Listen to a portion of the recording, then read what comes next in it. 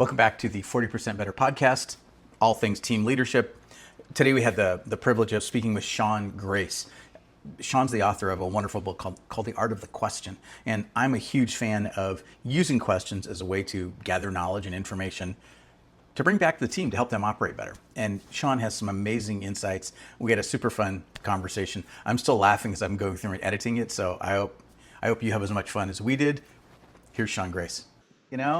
The good news is, while I was waiting for you, I got to go catch up on some email, which, it's like the gift of that time. I appreciate. Thank you very much. All right. Well, you're welcome. It's like it all worked out then, huh? Yeah, I think we forget that there's always a to-do list there. Right. If someone else is delayed, I'm just like, well, I'm going to grab like something off my to-do list. It's funny. Tom Friedman, the writer. He wrote The World is Flat, I believe, and he wrote. He's a New York Times columnist. Okay. He wrote a book several years ago called "Thank You for Being Late," and the whole book focuses on that concept of someone arriving late and then realizing all the things that he could catch up with.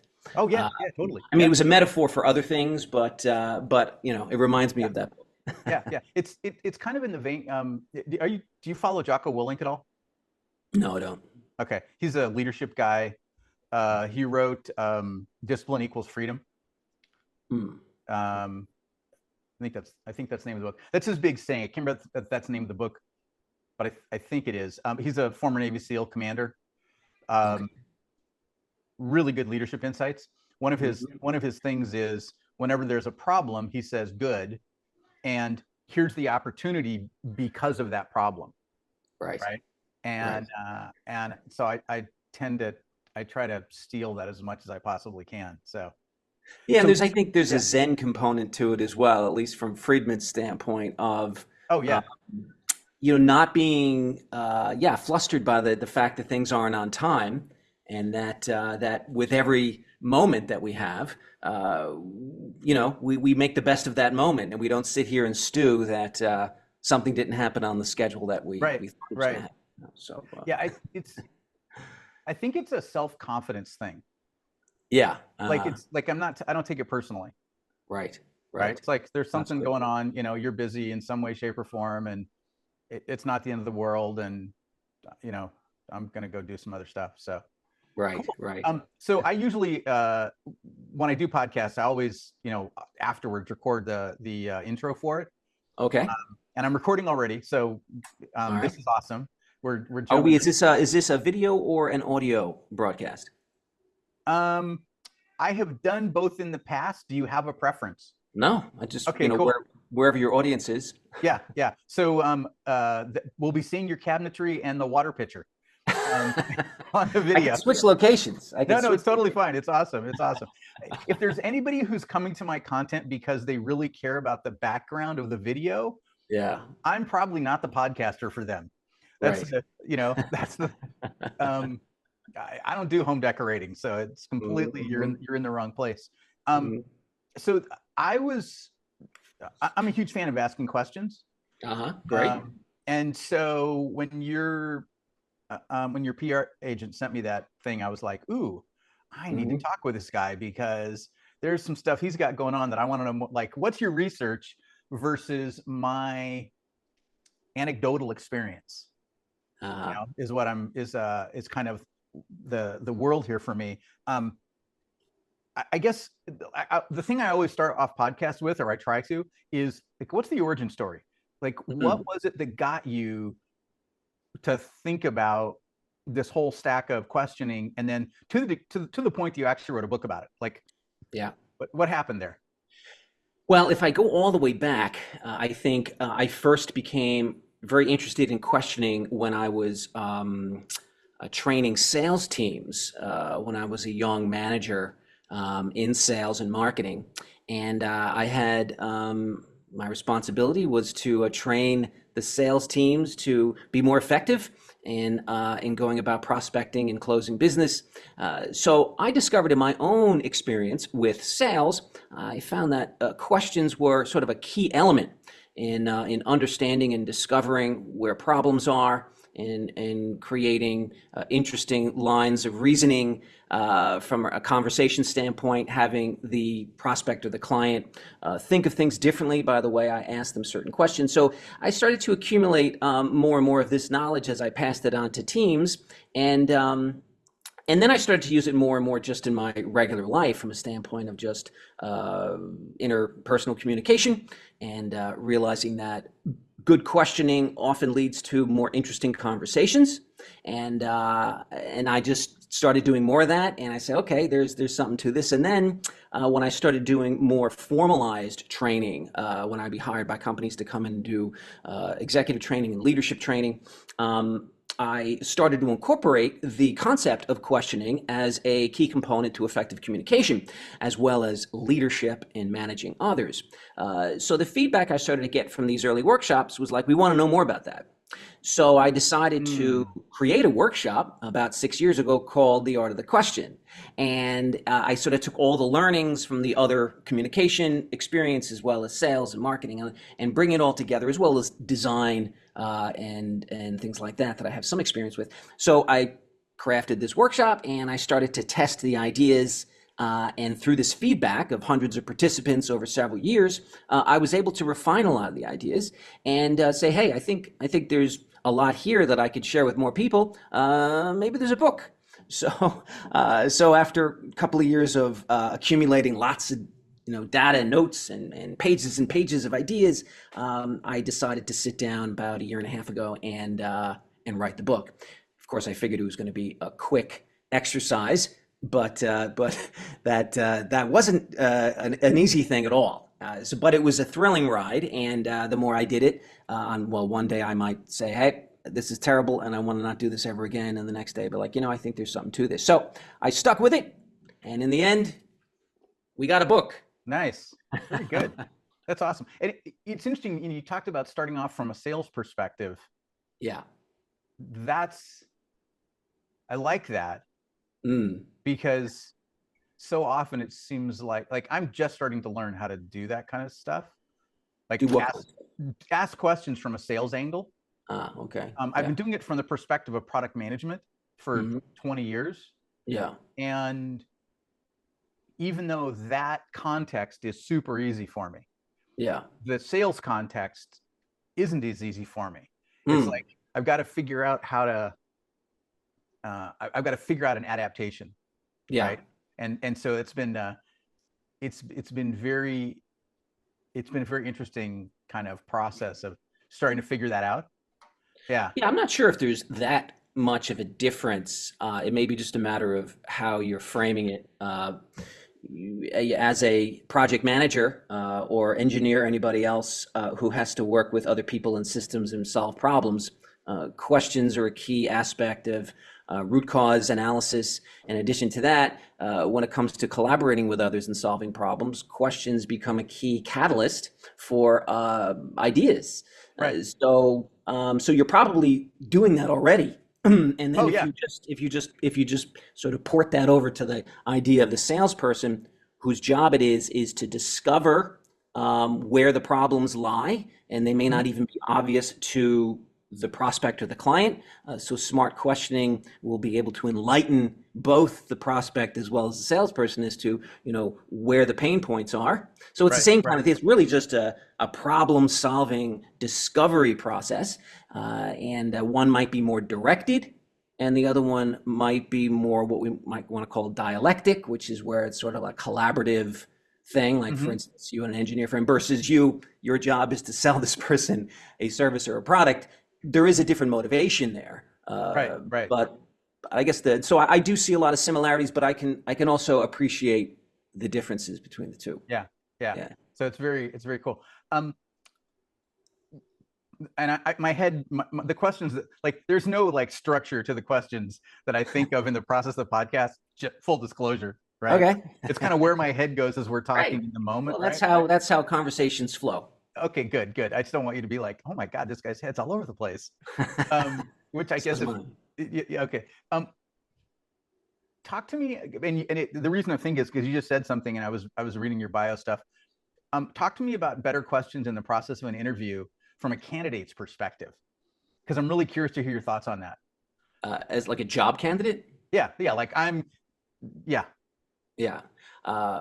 Right. Well, it's funny. I had watched a video on LinkedIn probably about a year ago, and it was somebody talking about how people in the STEM arenas interviewing for jobs should do the following. And it was about a 5-minute video and went through all the things that they should talk about how to sell their experience, how to sell their CV, all these aspects of sell, sell, sell, sell, don't undersell. And I agreed with most of it, if not all of it.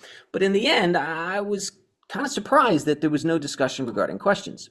Now, I understand that some interviewers prefer the interviewee to hold the questions to the end, but that's not always the case, and that's okay too. But the way I approach and when I talk about if you're interviewing for a job, questions I think are a huge part of not only your ability to learn more about the job and the opportunity itself, but it also demonstrates your ability to think critically, to think strategically, to showcase your ability to think beyond just answering questions, and to dig into a little bit about, where the objectives are. And as you go through that process, it has to be fluid, it has to be natural. But if you can answer an interviewer's question and then follow it immediately with another question that feels seamless, but that piggybacks on the same idea that the interviewer might be asking, that creates a volley, which then opens up the conversation into a much more interesting arena. It also creates more control for the interviewee. So if you're better at asking questions during a job interview, and if you're as seamless at it, you'll end up controlling the interview in the end, not in a manipulative way, but in a way that you'll be able to put confidence across, you'll be able to drive some of the direction of their questioning, and to showcase, your goods, the right. value that you bring, as opposed to passively reacting and responding and having to feel that you have to pitch. Questions are a far more clever way to reveal all kinds of aspects of your value, as well as your ability to show that you're a strategic and a smart thinker, if that makes sense. Yeah, no, it totally does. Yeah. And I'm really glad to hear you say all that. Why is that? Um, so I've been using this asking questions as an interview candidate for like since I was in college. Uh, Um, and every time I talk to people about it, they're like, some version of I could never do that. you could never ask questions during They a could job never. interview. Yeah, they're like, oh, I couldn't do that, and they always have some self-limiting mental model around that. Mm, Um, and I always find it fascinating because I 100% agree with everything you just said about the why of doing it. mm, Um, I mean, I've gone so far as to start the conversation with, I've got some questions about this role, um, like the very beginning. Is it mhm. okay if I ask, because the job description is kind of generic and I really want to make sure that I'm a good candidate. And if it seems like I'm not a good candidate, I'm just going to give you some time back and leave early. Mm-hmm. And typically, like I've yet to have anybody say no, you can't do that, right? And yeah, I get the n equals 1, but Right. if somebody says no, that may be an indicator I don't want to work there. Right. Well, I think there is a distinction in my view, that you don't want to necessarily be the interviewer, in the sense that you're not there to interrogate, right? So you're not there Right, to say, right, yeah, hey, I yeah, have some questions, I need to ask you before we proceed, type of thing, right? Now, granted, there may be times that that's necessary. If you think that this is maybe not a great fit, and maybe a recruiter brought you in and you're just not yeah, confident, maybe it's good to spend the first minute just declaring, hey, is this a right fit or not? However, putting that to the side, when the questions are conversational, when they're woven and threaded through an elegant conversation, uh, you're going to accomplish more than blocking out, I have 4 questions for you, and here's what they right, are. right, Now, you can have 4 or 6 questions in your pocket, but there's lots of ways to weave those questions within the conversation. yeah, So if someone says to me, what's your experience as a project manager managing, several teams and complex projects or whatever the question might be. Now I'm going to answer that question, or they might say, can you give us an example of where you handled a crisis in this situation, blah, blah, blah. You answer the question. Then I would follow up with something along the lines that, for the department, for the division here, how do you feel that the projects are being managed? Or how do you normally handle, can you give me an example of how your team managed a crisis like that? So in other words, you're in a conversation about the subject, so you're not pivoting really, but you're building upon it and you're getting information and it's conversational. So that's where you're weaving through the volleying, as opposed to blocking, which, listen, there's going to be, some people say, listen, hold off your questions until the end of the interview and you'll get 5 minutes. All right, if that's the case, then that's fine. You'll work with that. But so that would be my approach, as opposed to the more interrogative or sort of interrogating kind of approach. It may create a defensive feeling, which maybe some people might be concerned about. They might say, hey, I'm not comfortable doing that because I'm going to feel like I'm going to put them on the spot. Well, if it's softly woven and done nicely, they won't even know it. Right. Exactly. Yeah. And I think that's a key element about the process is how do you make it soft? Right. Yeah. And like I said, I've never had anybody flat out say no. Yeah. I know. Right. And sure. I do try to pitch, I do try to frame it as, the job description's a little vague, as they tend to be. And I really want to understand the success metrics. What is it that you guys like? What is it that you really want somebody in this role to be able to do? And what's the problem you really want someone to be solving in this kind of a role? Yeah. And that it really helps me think about everything else that they're talking about. And it also helps me when they say, oh, we want someone who can do blah, blah, blah. They're talking about whatever problems. It makes an easy intro for me to go, oh, that problem actually is a lot like something I've already done. Yeah. And as a way to share my skills and my accomplishments, when they say we need somebody, whatever, it's pretty easy for me to go, oh, it's not exactly the same, but it's past the 80-20 threshold. Yeah. Here's a business problem that I had to solve. Here was the outcome that we got. And I did it, with a team of whatever, 5 people. Right. And really quickly explain it. It's putting it into their context. Right. Well, what I learned in my early days of sales was that I kind of created in my head that there were 3 directions of questions.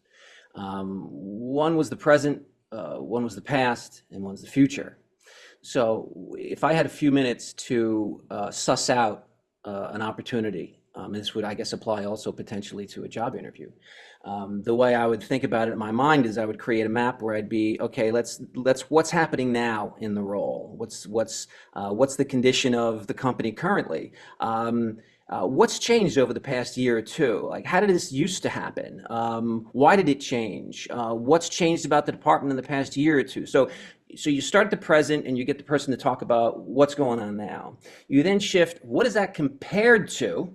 Okay, so then you need some type of guide to figure out, okay, how does that compare to performance in the past? Why are they building this department out? Why are they closing that? Why are they, and then once you get a sense of what the past is, then you shoot to the future and say, well, what's an ideal scenario look like? What would success look like in 2 years in this department? What's your vision for what you see? So in your mind, what you create is these sort of 3 anchor points. What's happening now? How is it different from the past? And what's the ideal future look like? And then with those things, you have a lot to work with. So if you're a salesperson, there's a ton to work with there. Or if you're a prospect for a job and you're interviewing and you want the job, or you're just trying to discover more about the job, you have these planes of thought that cover a tremendous amount of territory, give you a lot of information to pull from. So I had thought about that. You were talking about that, just. I like that. I'm using that in the future. Yeah, that's a great. I had one time come up with sort of a mind map that showed the direction of thinking as it went down from a sales standpoint. You have this lateral plane, right, with present, past, future. Then you have this vertical plane, which goes down into challenges, opportunities, hypotheticals, all kinds of things. Then you build out from there, and then you build a future. It was all very conceptual. Yeah. You So could vote anyway, on it it's with same sticker same choice. kind of thing. Yeah. Yeah, yeah. Okay, so it seems like this is not a normal thing for people to do. Like, there's way more people that are just pitching than asking questions. And Yeah. in my head, that ties to critical thinking. Yeah. Because for me, the way that I conceptualize critical thinking is a lot of curiosity, Hmm. and trying to figure out how things operate. You mentioned root cause analysis a minute ago. That's definitely one things that I think about a lot. And Hmm. that seems to be a scarce perspective. How come? Hmm. Good critical thinking. Why that's Yeah. seems to be. Uh, I don't think we're taught to be great critical thinkers.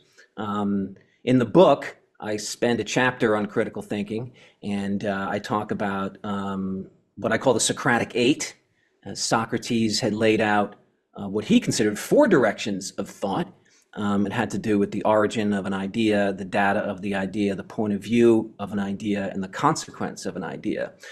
So you could, I guess, draw a similar kind of linear thing from past, present to future, but different. From that, he then proposed that each of those areas, if you want to be a critical thinker, requires some questioning.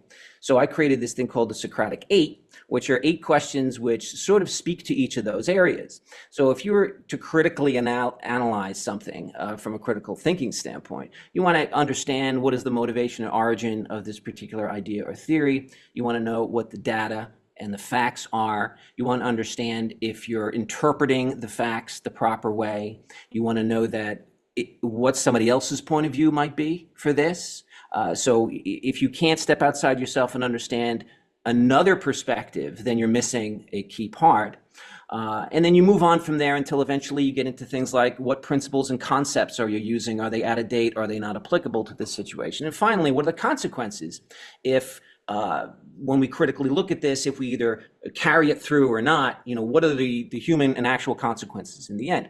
So if you can look at something in an organized way where you're taking this methodical approach to asking questions from all of these different angles, you're going to be in a much better position to be able to critically analyze something from a critical thinking standpoint, and you'll be less subject to logical fallacies and cognitive biases, which are all inherent in all of us. We're very good at twisting logic in order to convince ourselves and others about bad ideas. And we also have cognitive biases that our brain uses as shortcuts. So we are always being influenced by news, by things that flash by us in a flashy way. Our brains light up, and we have a bias to believe things that happened recently versus in the past. We have biases not to understand trends because we have a tendency to look short term. So we have all these biases that are working to save us energy, but leave us wide open for nonsense and for uncritical ideas and uncritical, so conspiracy theories and things like that, right? So Right. if you're not a good critical thinker, you may be more vulnerable to all of these things that are constantly trying to get our attention and sway us and influence us and persuade us. Do you think that should be you mentioned it's not taught. Where in what, like, where would you put that, in an academic setting? Well, it's taught more definitively in the sciences. So if you're studied in the scientific method, Mm-hmm. you'll at least be somewhat better equipped because you look at things with a certain skepticism because you understand that things aren't always what they appear to be. But Right. if you're not in the sciences and you're more vulnerable to not being a great critical thinker, I think it should be a requirement in high school to have critical thinking classes as well as even media, sort of media, awareness classes where you have Yeah, yeah. your ability to understand media's motivation and how media and marketing manipulate us. If you Mm-hmm. understand how it works, you're less vulnerable to Right, its right. downsides. So that's what I would recommend. High school, make it a part of the curriculum. Yeah, I I guess like it would be that. media literacy would be the term for it. Yeah, yeah. What do you think? So I'm always like going back, I want to say until at least in college, I always noticed outlier data, Yeah. and um, and that always had me think beyond the standard narrative, and so that kind of curiosity and asking questions, and like, well, I get that everybody says X, but if those people over there are doing Y and it looks like it works really well, Hmm. what are we missing, right? Yeah. What's Yeah. the what's the what's the structure? What's going on? Um, what are the parts of this narrative that I don't understand yet? Hmm. And so I find that when I start to do more research in the outlier data, it Hmm. makes standard narratives a whole lot less compelling. Hmm. Hmm. And yeah, Hmm. because I see people being super. I'll give you an easy example. Yeah. When I was in college, um, there was a book that came out about fitness and um, long, slow distance running, Hmm.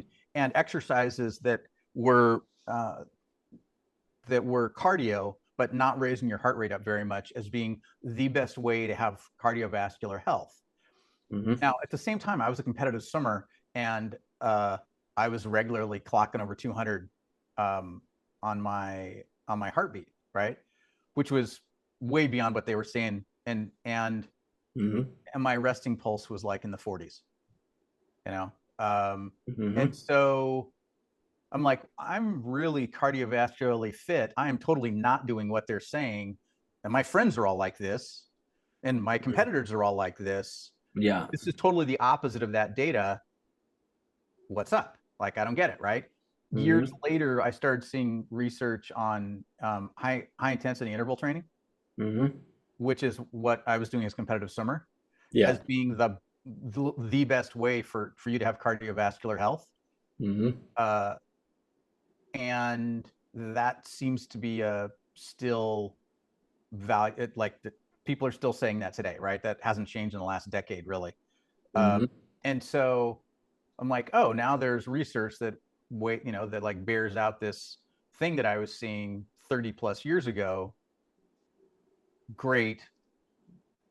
What was outlier data has now become mainstream. Um, Hmm. and Hmm. so, I keep seeing this, and there's a lot of examples of this that I can come up with, Sure. and it's because, to your point from a minute ago, I have a cognitive bias now to look for outlier data. Uh, Like, yeah. because yeah, because I get that the stuff that people say is the right thing to do is largely driven by marketing in some Mm. way, shape, or form. Mm. And marketing has a business objective. Hmm. Hmm. And I want to know what are the other possibilities in a in a sphere, right? Beyond Yeah. where the marketing message is. Right. And how do people make that be successful? Yep. Yep. And it's just curiosity. Like, I just feed my curiosity with, okay, what are those people doing over there? How does that work? What are all the impacts um, that might be non-obvious? Right. Right. Yeah, yeah, Yeah. I mean, that's very important to recognize that, just because something is popular and mainstream doesn't necessarily mean, that's the right way to go. However, right. we can be too distracted by outliers too, right? So there's a saying for incoming medical residents coming into their first charges in the hospital, and they're told that when you hear hooves clopping, think horses, not zebras. Um, and the reason for Right. that is because if you're looking for the exotic, you'll likely find the exotic, but it's often a red herring. Sure. So you have to be. And the other one is, I don't know if you're familiar with Occam's razor. Yep. Yep. Yeah. So the idea is that be careful where there's a lot of variables when it comes to two choices. The one with the more variables is less likely to be true than the one with less variables. So Occam's razor essentially is this concept that says, be careful that you're not chasing something that has too many unknowns, because even though it might look sexy and might look interesting, if there's something that has less unknowns, that's more than likely, not always, because sometimes the more variables turns out to be true. But Occam's razor kind of reminds us, like the zebras and the horse hooves, that we can be equally distracted by the things that look outside the range, when it's just noise, you know. But I'm with you, because I've always been that way too. I don't know if you read, was it Malcolm Gladwell's book, Outliers? Oh yeah, yeah. Yep. Now he took a different approach as to, okay, these are the outliers, these are the freaks, you know, but there's a reason they're freaks, and let's understand that, you know, from baseball and soccer and all kinds of stuff that he looked at, you know. Yeah, so. Yeah.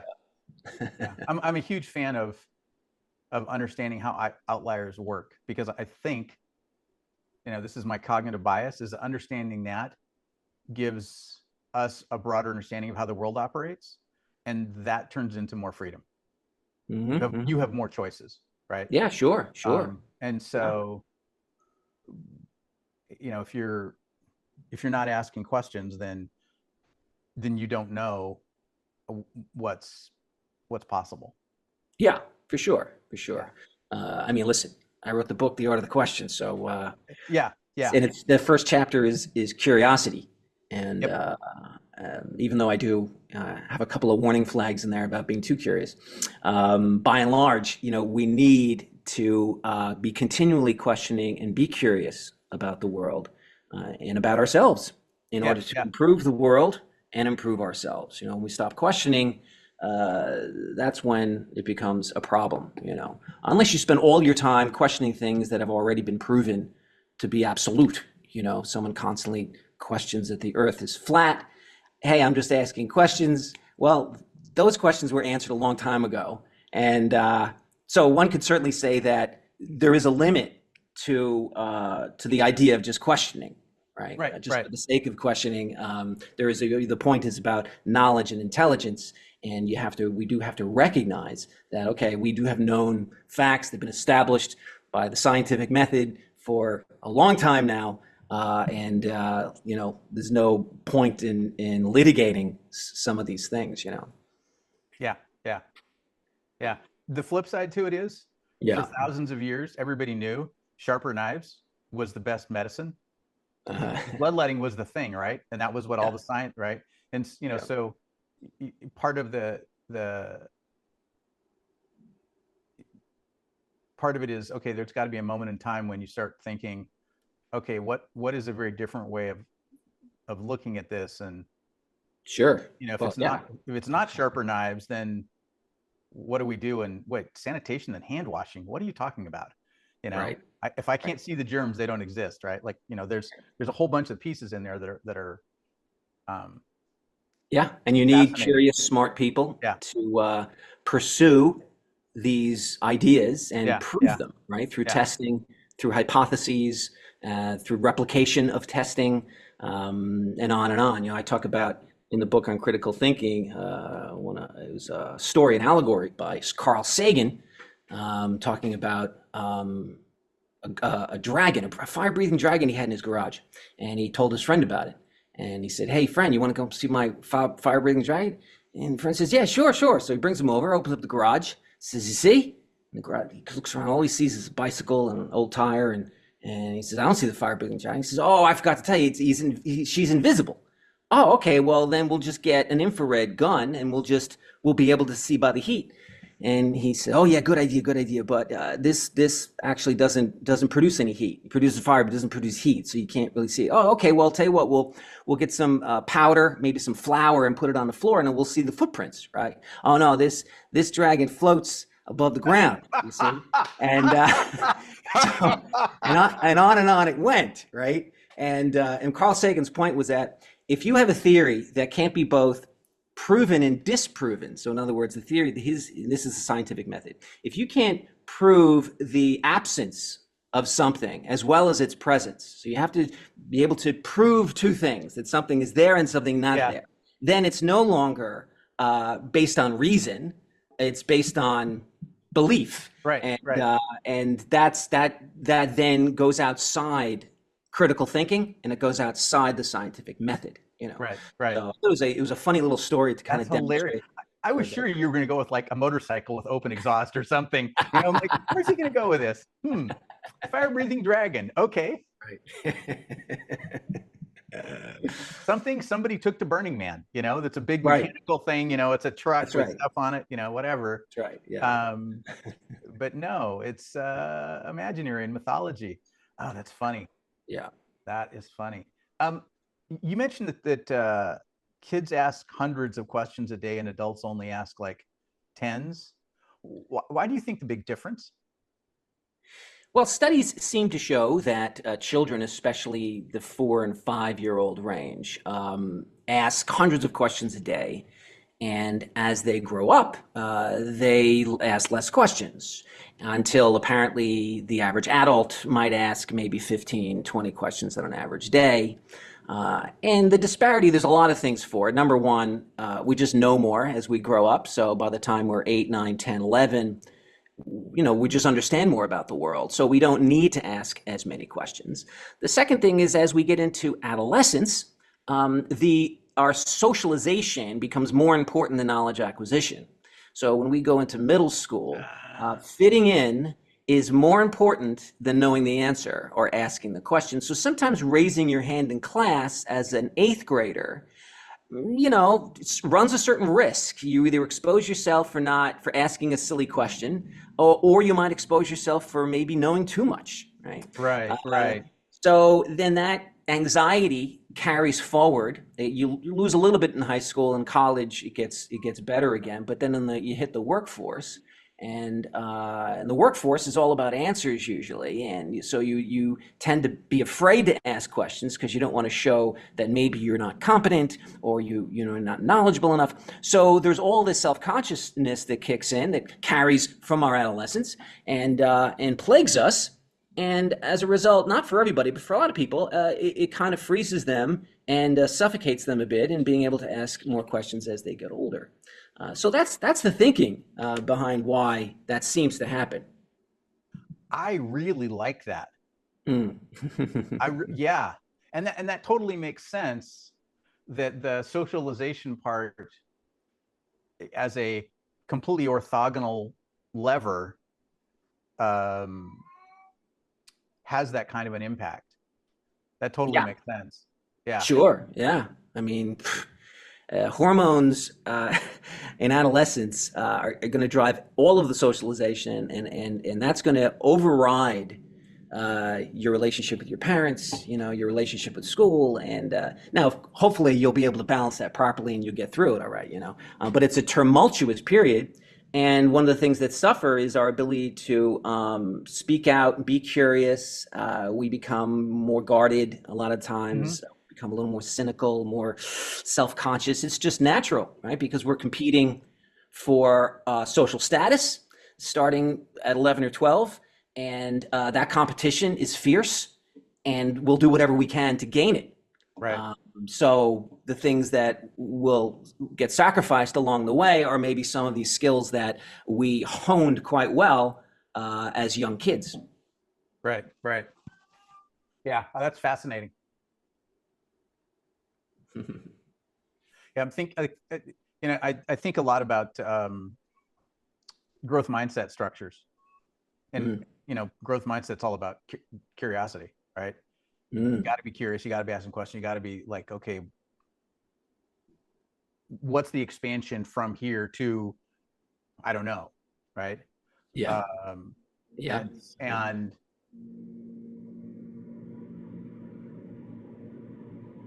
part of what you're talking about there is people don't have the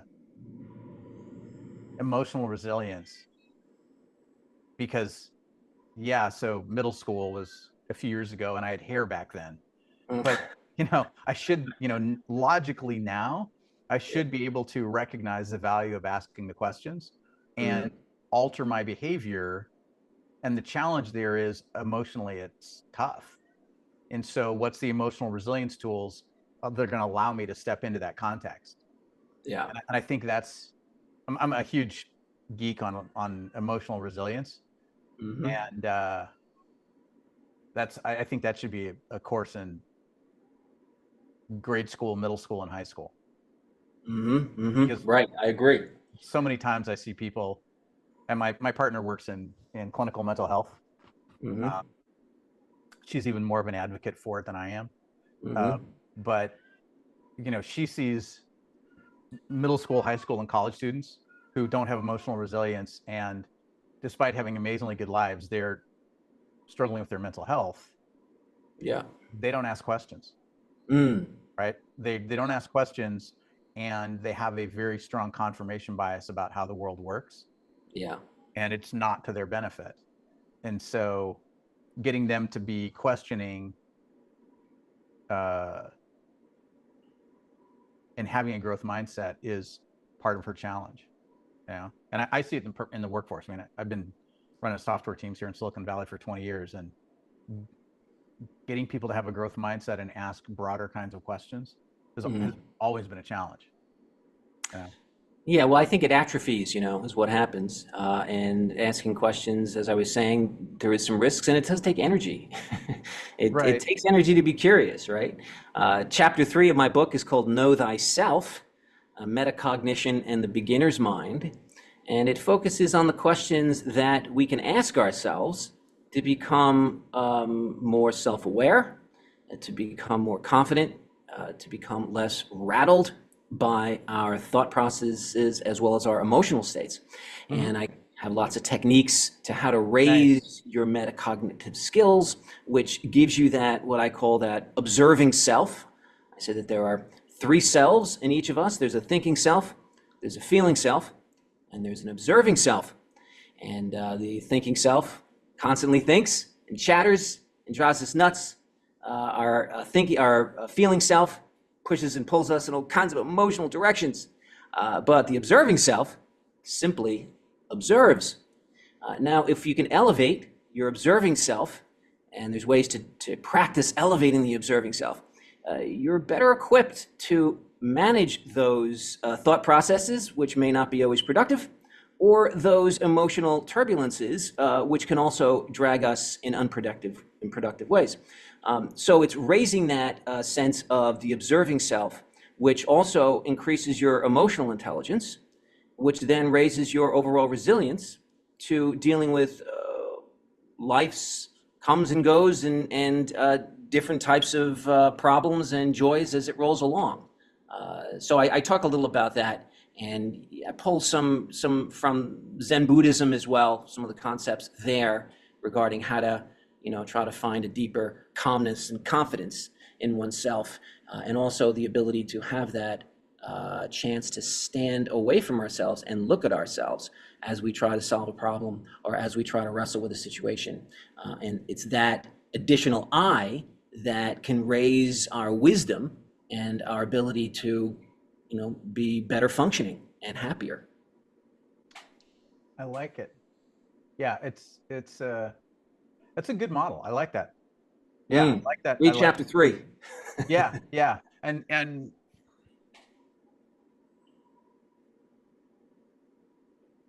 yeah, getting a uh having that third witness that's not so emotional,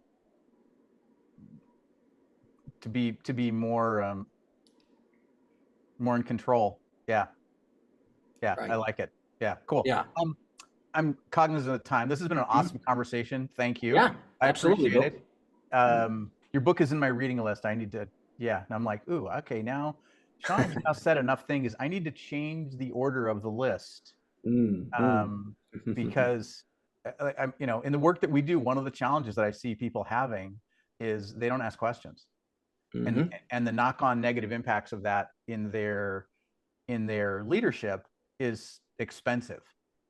Yeah. And so, having another way to explain and to talk about how to move from not asking questions to somebody who is curious and asks questions, Mm-hmm. um, I see as being very, very high value. Um, Me too.